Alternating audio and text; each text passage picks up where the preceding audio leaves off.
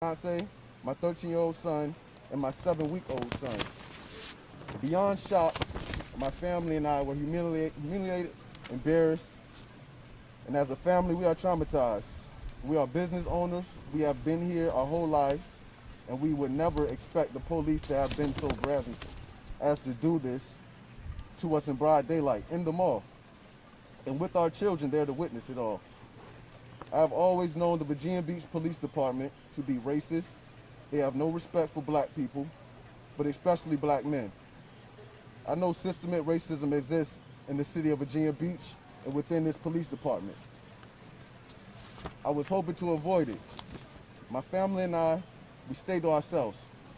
We work hard. We see Virginia Beach being marketed and advertised as family friendly. We see Virginia Beach being marketed as cool and respectful of our culture. My family and I came to Virginia Beach because we love to enjoy family time in the city, and we hear so much about something in the water.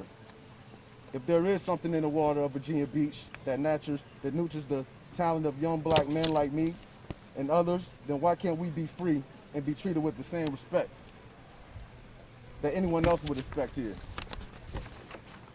I cannot tell you in words the trauma suffered by my 13-year-old son, who constantly asks with confusion, "Why did they arrest you, Dad?" As my family, we deal with this. I am here hoping no other father and families and sons have to endure this drama or trauma. I am calling on all who love Virginia Beach and see Virginia Beach as a great city to join me in demanding justice for this unjust attack against me and my family. I am asking that those with a platform that have powers like Pharrell Williams and others, well-known figures from Virginia Beach, use their considerable influence to demand justice. When my son asked me, what did I do to help create change, I want him to see it for himself. And I pray that no more families have to endure the indignity of just minding your business while being black, eating with your family. Thank you very much. No problem, Andy. Jamar Mackey. Jamar Mackey. Jamar Mackey. Can you tell us, Mr. Mackey, what happened before we started seeing you on video? What was going on and what were the police doing? I have no clue. I didn't see. I just know I've sat down. Next thing I was being arrested after I got my food. So I didn't know. I'm not doing anything wrong. So I didn't look for no cops. I wasn't paying attention to no cop. I just went to get my food, and next thing I was being arrested. They come up, they suspect you of something, then they start putting the cuffs on you. What are you doing and what are you saying and how enraged were you? Yeah. Well, if you see the video, I was very enraged because, it happened and they didn't explain anything. They basically just told me, put your arms behind your back, you're under arrest, don't resist. So me, as you see other videos in America, and you see what happened when you don't resist, and they're still telling you don't resist, you see what happens in America. So of course it was a traumatizing moment, and I was really scared, so I didn't know how to act. But when it happens to you, you want to know how to do in that situation until it happens to you. The police chief has apologized, said you were wrongfully detained, that you should not have been detained. Do you accept his apology? Well, I would like to accept the apology face to face. I haven't been reached out to yet. They did their interview live on Facebook, but I would accept it if he contacts my phone, if he contacts my lawyer, and maybe then I would take it more serious.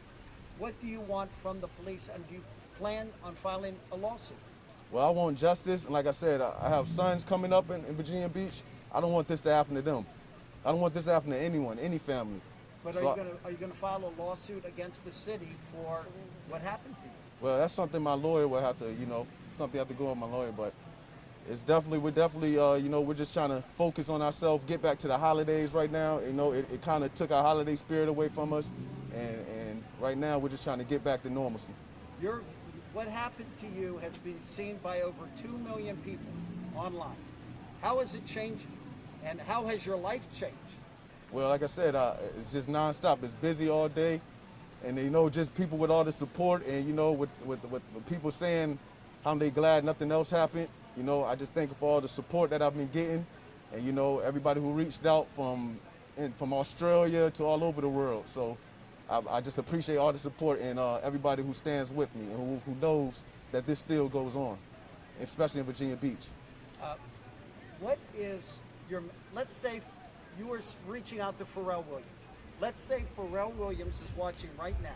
What is your message to Pharrell Williams? Real, my message is, this happens all the time. And I just need someone with a big platform like you just to help me out and explain what's going on so we can stop this, so we can get justice.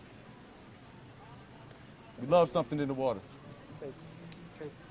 Counselor, now that you're here, will Mr. Mackey plan on filing a lawsuit against the City of Virginia Beach Police Department? I know that everybody's in a hurry to get an answer to that, and as I've advised them, we have to look at everything and take in all the information. What we do know is what they did was wrong.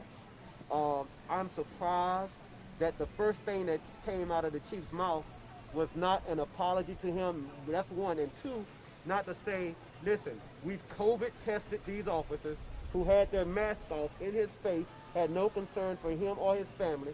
He didn't say, you know what, we tested those officers who violated policy. We have a negative test so we can assure his family that he's okay. They've had to go and incur the cost themselves to get COVID tested, so we'll know that those officers didn't harm them or their family. And that's what's really sad. The first thing that a new chief does is coming to the city is he creates the culture. And you can have whatever policy you want. But as a friend of mine who's the chief of police in another city here told me, he said that culture eats policy for lunch. So if you come into a culture and you are circling the wagons instead of holding people accountable, then you're going to continue to have the same culture. There will be no change.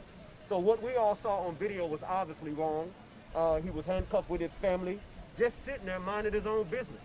And so we're trying to find out what's wrong.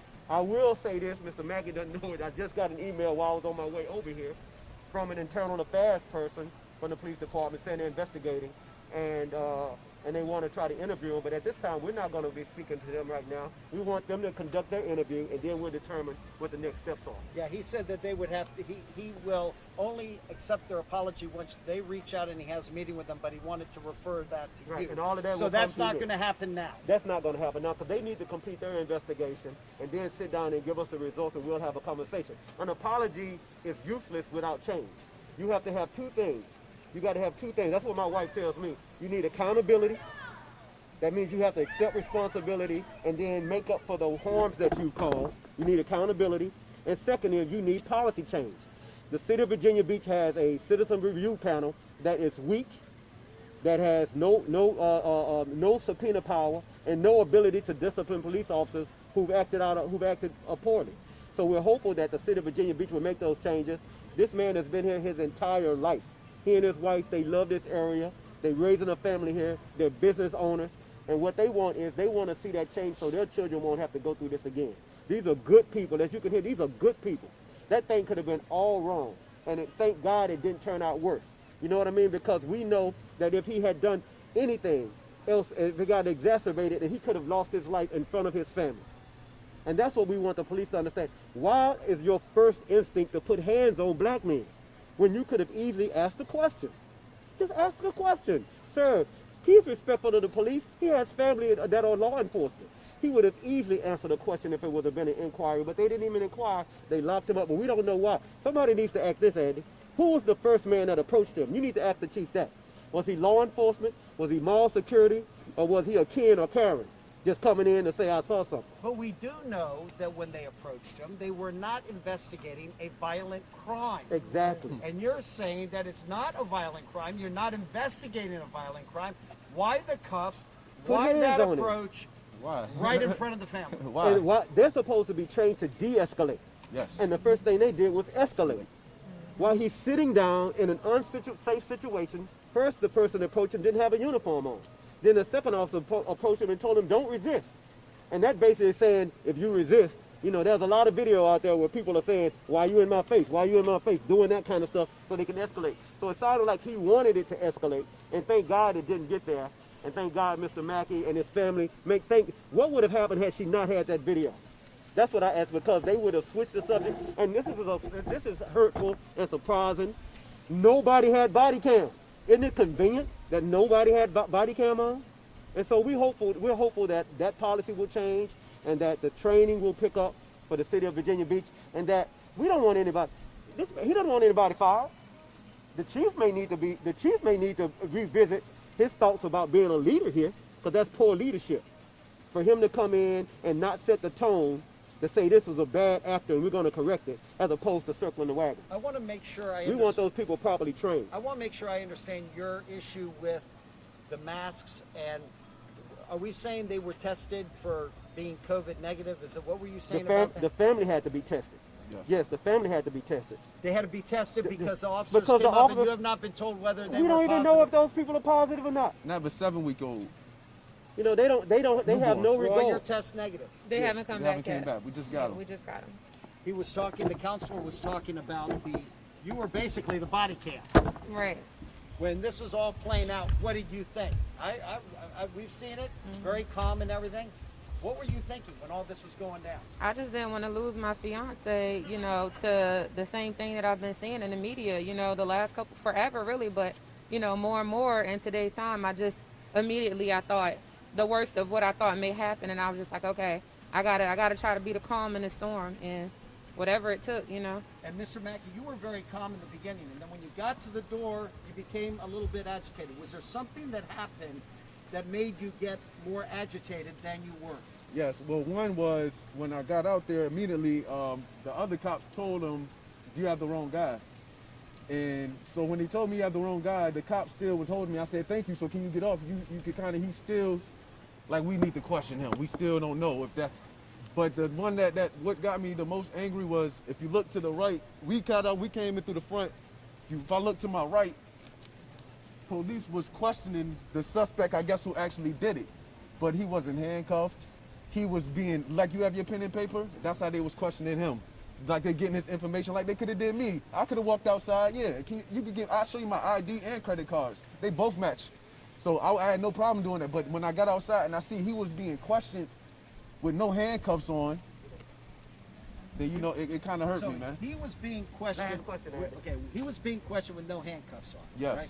Okay, so what was the period of time when as soon as you walked outside, they said you got the wrong guy? Yeah, the police said to the other police officer, you've got the wrong That's guy. the wrong Then guy. what happened? He's still like, are you sure we still need to question him? How quickly did the cuffs come off after that? About 5 minutes. It was a long time. You think that as soon as they said, hey, you've got the wrong guy, the cuffs should have come off? They should have came off, or at least could have looked at him and make sure that he had suspect. You could have took the cuffs off long instead of The holding fact that they weren't taken off immediately, how do you interpret that? I just think it was poor training, and I interpret it as it was wrong. It was wrong. How quickly after all this did the apology come from the officer? I guess after the video went viral, and they seen the video went viral. He means the officer on the scene. He apologized. Oh yeah, he apologized after he figured they was wrong. You know, he took the cuffs You know off. what was very disturbing though? They have him handcuffed wrong, falsely arrested, falsely detained, and they're telling him to calm down. They know they have the wrong man, and they're still saying, calm down. That's the worst thing you can tell somebody that you caused the harm to, that they should calm down and accept it. And so that's what we want. We're hopeful that the chief will take a different posture. The chief said that he's sorry that he was inconvenienced. He's trying to minimize the trauma that's been caused on his family. The chief said that, I'm sorry that he had to experience some discomfort. I mean, that is what they do to black folks here in Virginia Beach. They minimize the harm they cause because they're so used to getting away with it. The guy that did that to him, he was a sergeant, a leader. And that's going to be, I guess they're going to circle the wagons and pretend nothing happened. And we're waiting to see, and we're hopeful that more will happen, and that the chief will step up to the plate and do the right thing in this matter. And now we have to go, Andy. Okay. Thank you. Have you been told anything about disciplinary? No, nothing. No, sir. All right, let's go. Thank y'all. Thank you, Andy. Appreciate you. You have a good one. Happy holidays.